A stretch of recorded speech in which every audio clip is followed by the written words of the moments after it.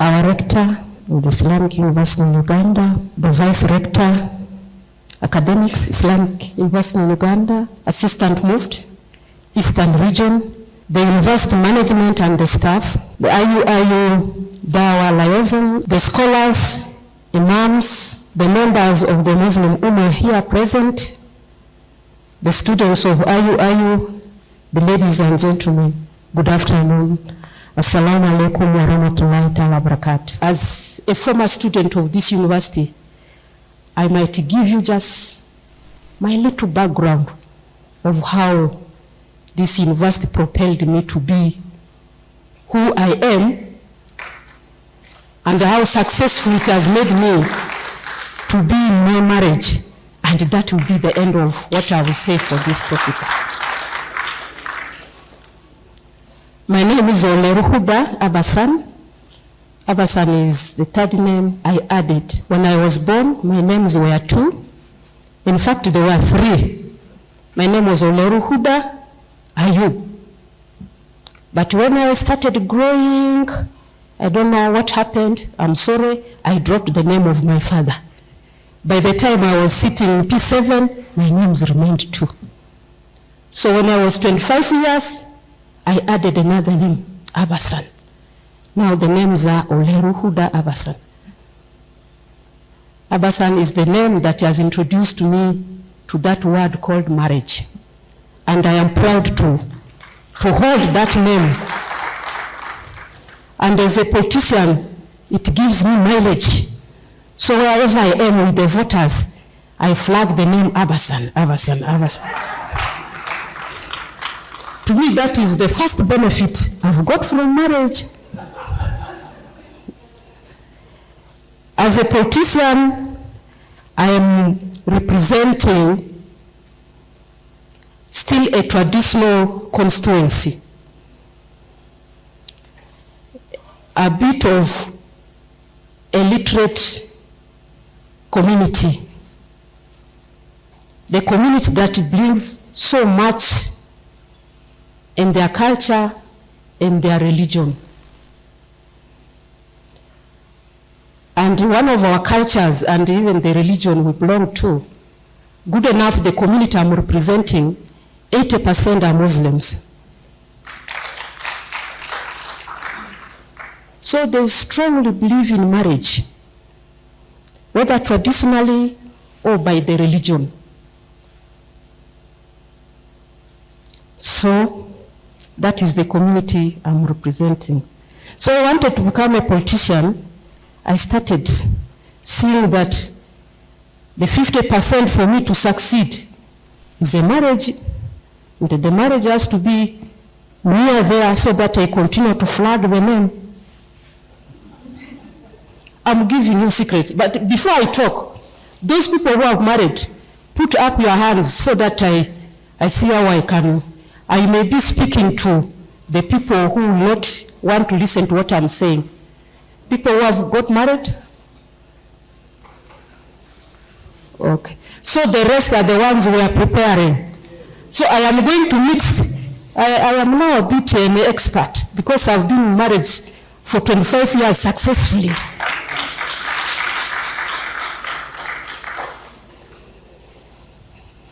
So I will be sharing both.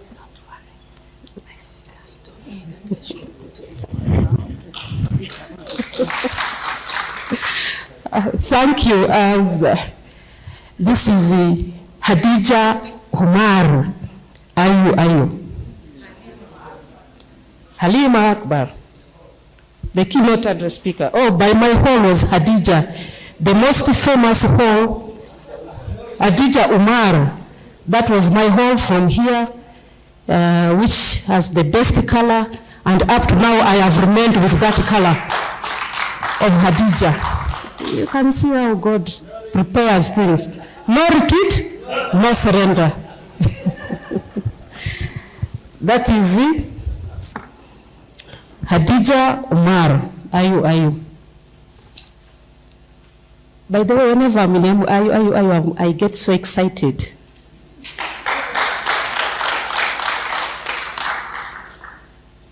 You are blessed when God has given you opportunity to study in this university.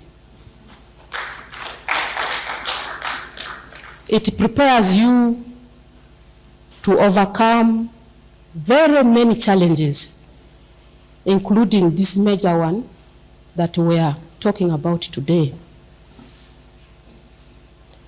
I joined this university when I was already married.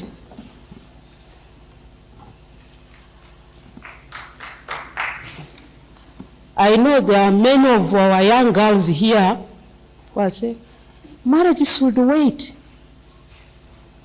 You make the accident, you leave the gates of this university without getting a better husband. You will suffer outside there for more 10 years, you will not get.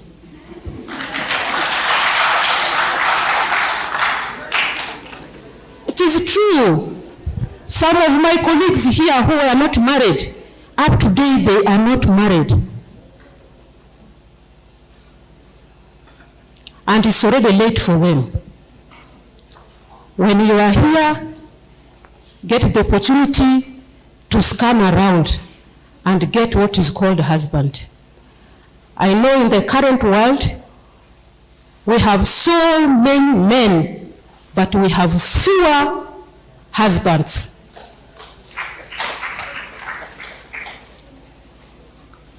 Similarly, we have so many women, but we have fewer wives. And most of the challenges we are facing here begins from that base.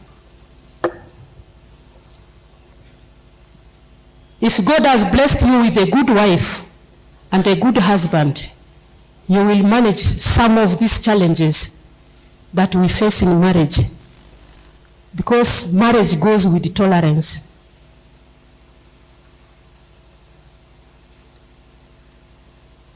If you know why you got married, you can see how to manage some of this. The expectations Vice Rector mentioned will not be part of you because you know who your partner is. His capacity of mobilization, then you will also limit your expectations to that.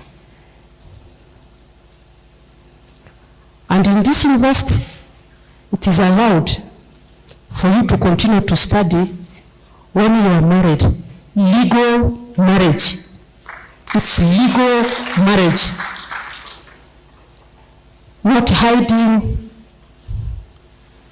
Do it officially. Both parents have to know our children are married and they are studying in the IUIU, so that you will be safe. Now, because I said I am married, after Ramadan, immediately when you begin to run around anyhow, you will get a dismissal card here. This university has no mercy in dismissing anybody. Provided you go against the laws here, you will see yourself leaving the gate. But when you are disciplined, you follow the rules of this university, this is the best university where you can start. Because here, there's no show up. Even if you are poor, you're fit to be here. Especially for you ladies.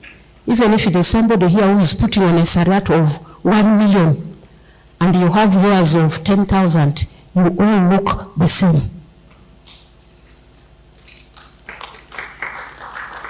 It's a benefit of this university. So it will prepare you by the time you leave the gates here. You are settled for life. Alhamdulillah, all the praise is due to Allah, the most gracious, the most merciful, who has blessed us with the whole month of Ramadan, a month of reflection, mercy, spiritual rejuvenation. I also extend my sincere salutations and peace be upon our beloved Prophet Muhammad sallallahu alaihi wasallam, his family and the companions, and us here too. Ramadan Barakah to all of us. I am deeply honored to stand before you today at this cradle of learning, the Islamic University in Uganda. I wish to express my profound gratitude to the Rector, Professor Ismail Simbwaye Jagenda, and the entire university community for the kind invitation to serve as the guest speaker on the 39th Ramadan Convention. Although previously, I also used to be a participant attending this Ramadan Convention. So this time when I got the opportunity, it made me to remind or to reflect back.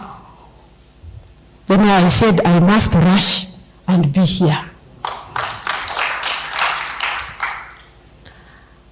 And when I was here, the few presentations I had, I regretted.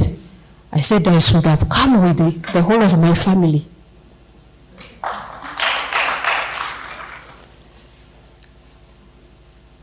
The son I came here is now 25 years. It has already given me a headache. I am now thinking of, where will I get a wife for this boy? To me, that is my biggest challenge now. So when I entered here and I hear the presentations, I said, God, I should have put that boy in the car.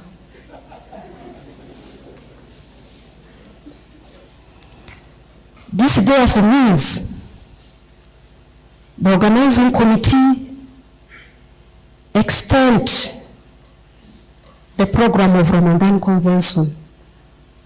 Formally, it is every Ramadan that we have it here, but extend it as community outreach program to other areas. The Muslim Ummah is bleeding. To make it worse, the Muslim Ummah in Uganda, who are the minority, the environment you are living in is more hostile for you. So this university has a lot of work to do to help this Ummah. Can we extend this program regionally? You are in northern Uganda, you go to eastern, you are in central, because that is one of the objectives of this university. It is very, very important. This topic you have today, organizing committee, it is the most challenging problem the Ummah is facing now. The most challenging problem. As we gather in this blessed month, where the gates of mercy are wide open, we are reminded that the family is the nucleus of our Ummah and indeed of the entire society.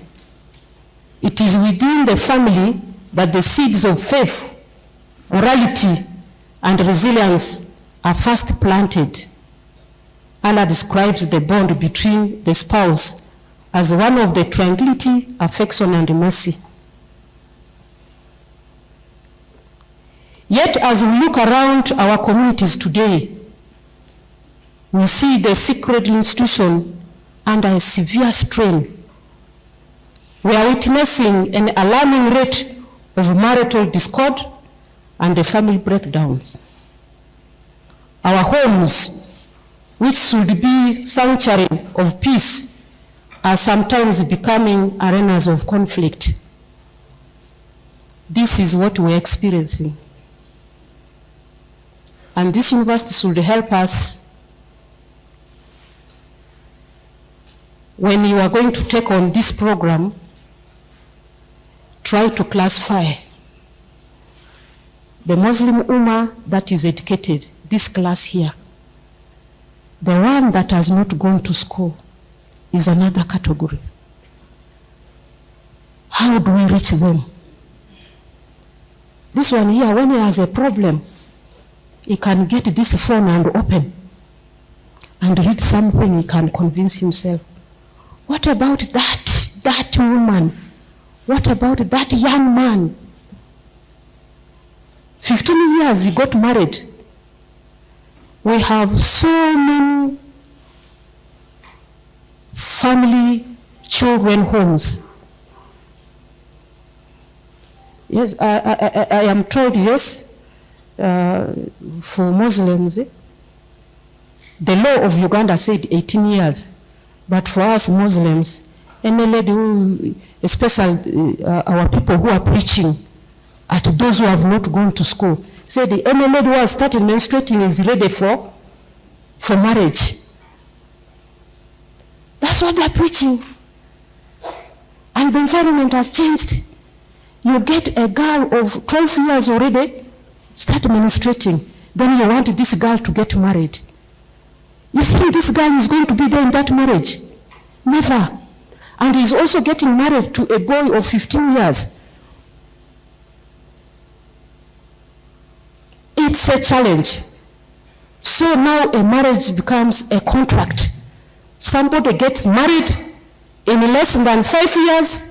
She has 3 children, is already divorced.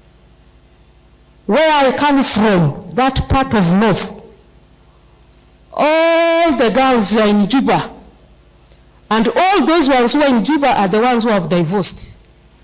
And they have left 2, 3 children with their mothers. The mother with whom you have left your child still is producing. It's a challenge. So marriage is no longer the institution described to us by Allah. We have changed it. So it is us here who have got this information to go back and begin to give the correct direction to our community. The challenge is more than what we are seeing in this house, Rector. It is. To me, these ones are fair. Me who is interacting with the communities daily, the issues we are sorting. Can you imagine now even people are divorcing because of politics? In my home, I am still sorting many issues. I want to return some ladies back to their homes because their husbands divorced them of supporting somebody they did not. Tell me in the Quran anywhere where that one is. That if your wife does not support the person you want, you have to divorce him.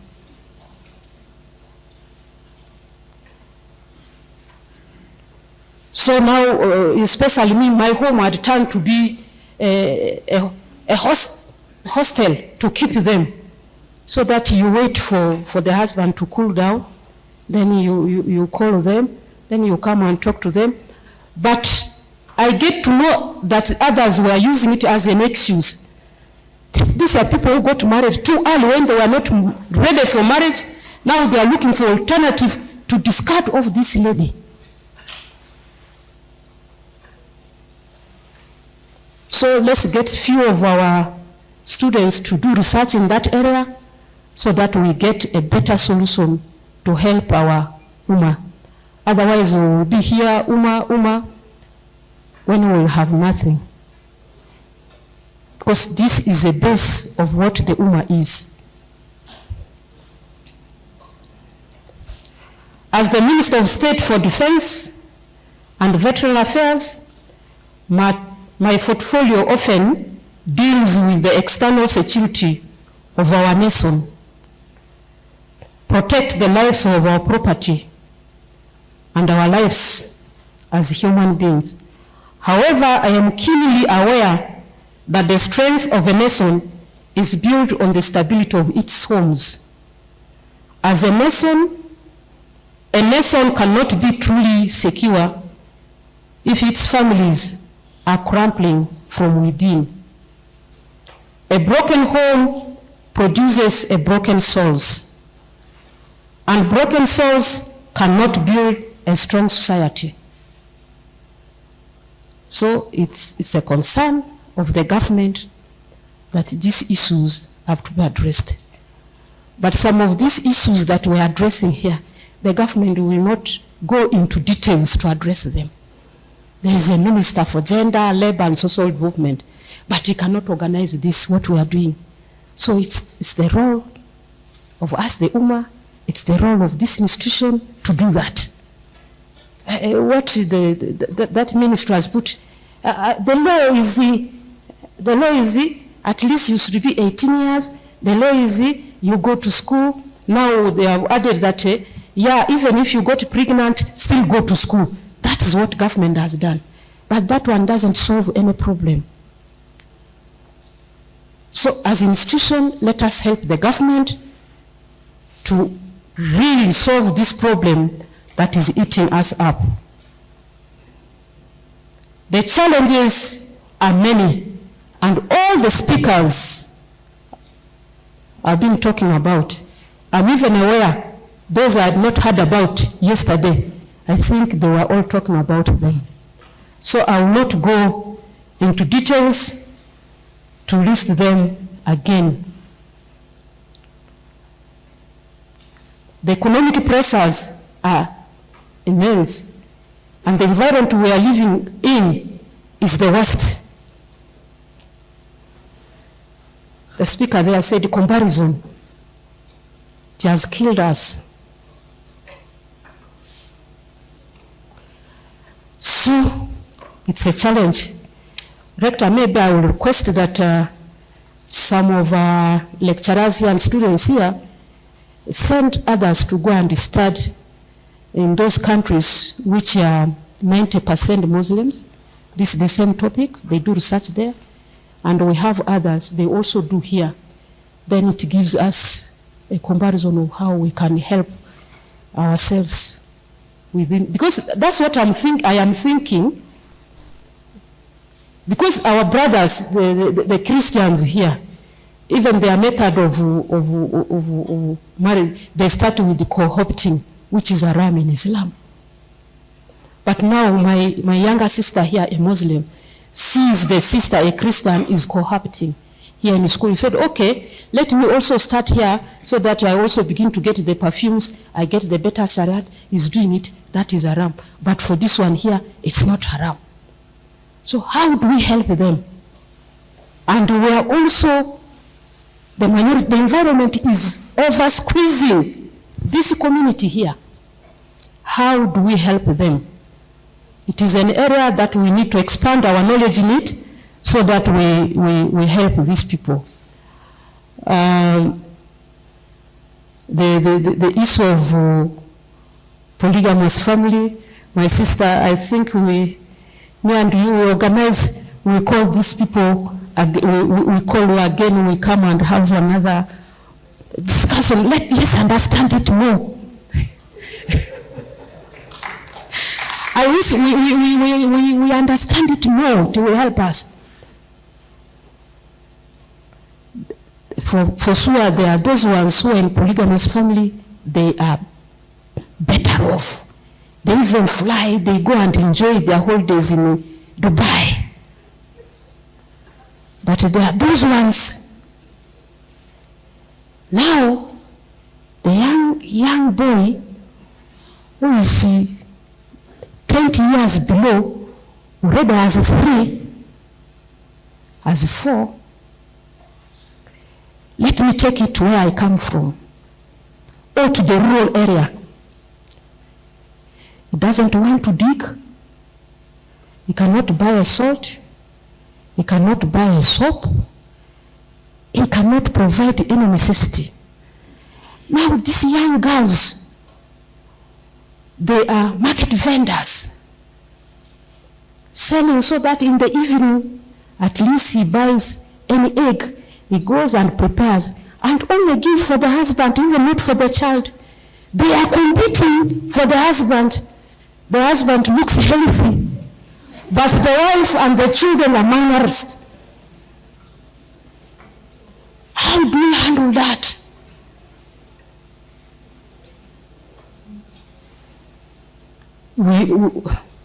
I was very happy when you were talking what, sometimes I say, I am a Muslim, I'm not supposed to go to that level. I keep, because the Quran says yes, but Seke will request that interpret it more.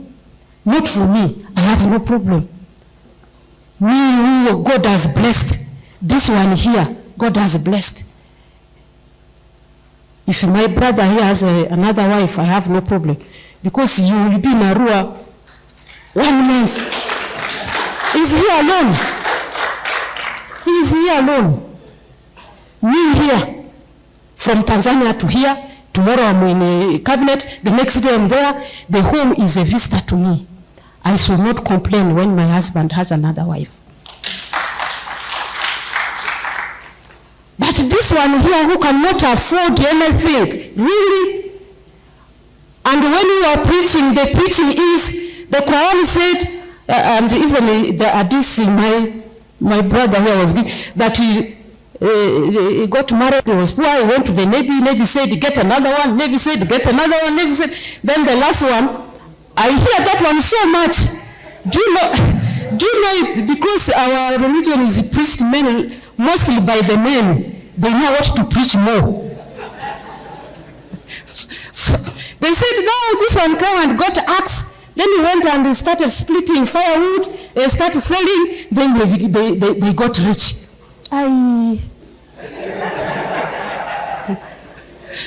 We have a problem, you people. We have a problem.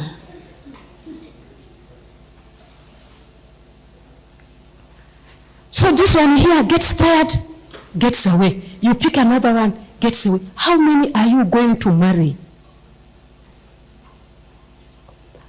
And even now, the ladies, we have forgotten all our values. The values of being a Muslim and even your traditional values, we have forgotten them. Now, a marriage is now just like an open door here. You come in, you get out. If our mothers were like that, surely we wouldn't be the way we are. Our mothers went through what we are going through.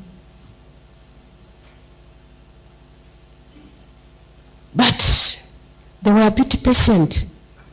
They sacrificed life to keep that family.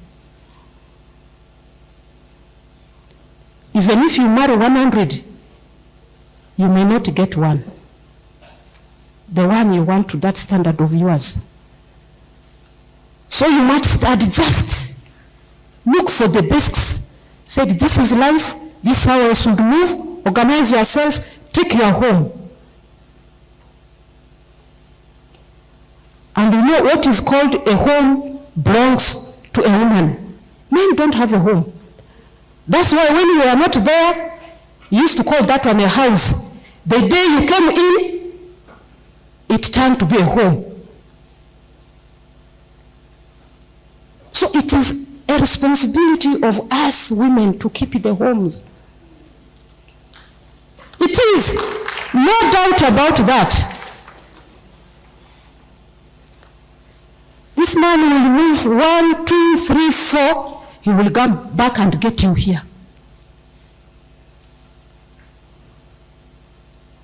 Because this losing word where they used to say that the best are yet to come is wrong. Somebody should study that and do a research and confirm whether this is. It's not there. There's nothing like the best that let me leave this one. I am looking for the best. You will not get the best.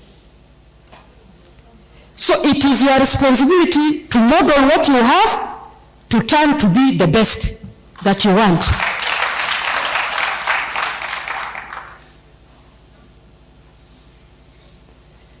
The challenges are real, but to get married is obligatory. You can't say that because there are too many problems. No, I don't want marriage. Then you are not a human being. We must all get married because we are ordained, we are ordered to do so. If somebody was not married, he would not sit here today. So you also get married so that we see this next generation. It is possible. It is not something which is very difficult. Nobody should get scared because of all the challenges that have been enumerated here. Because the challenges have to be there to make it sweeter.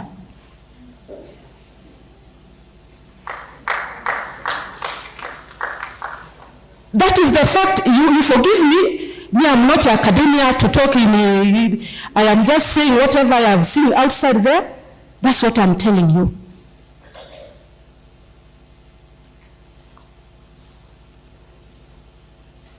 My sisters here, it is very easy to model this man here. It is. This is how we move, this is how it is, this is how it is, that's how I do this one here, I am doing this, I am doing that. Then at the end, you see you have a home.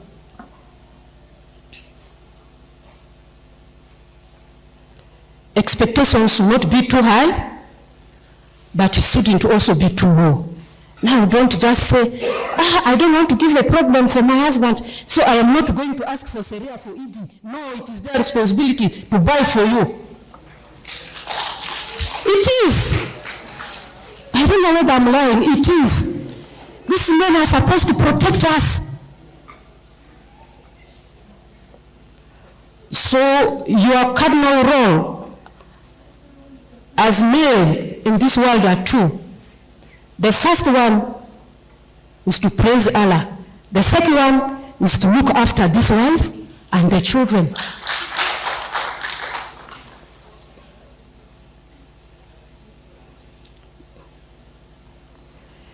You know, during the day of judgment, they will ask, we are going to ask you, because there's a verse in the Quran, I don't know which chapter and which surah, they said, the wives and our children are your fitna.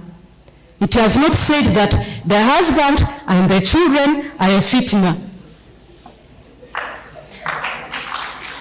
It has not said that. So prepare yourself to take the mantle. Create a heaven for your wife and your children. That's why God has given you more energy. God blessed us with so much talking, but God has given you more wisdom. Given you the energy, given you more way of putting things right, of giving direction. For us, we are given a soft life. Apart from the pain women get when giving birth, that is the biggest challenge God has given us as women and has not given you as men. Because of that too much pain, which you have not experienced. So, in the face of God, you will not be fitna to us. Instead, we shall be fitna to you. In this month of Ramadan, gives an opportunity to rebuild our families, to reflect. This is the month, even if how busy you are, you get an opportunity to sit down in the evening. The children, the wife, the husband, you drink from the same pot. You break a piece of bread.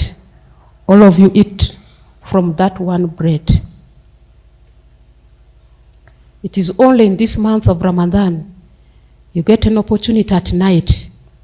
All of you wake up. It's your husband who is a imam leading you in the night prayers if the mosque is very far. This is a very unique month. And it gives us opportunity to connect us, to bring us together, to rebuild our families.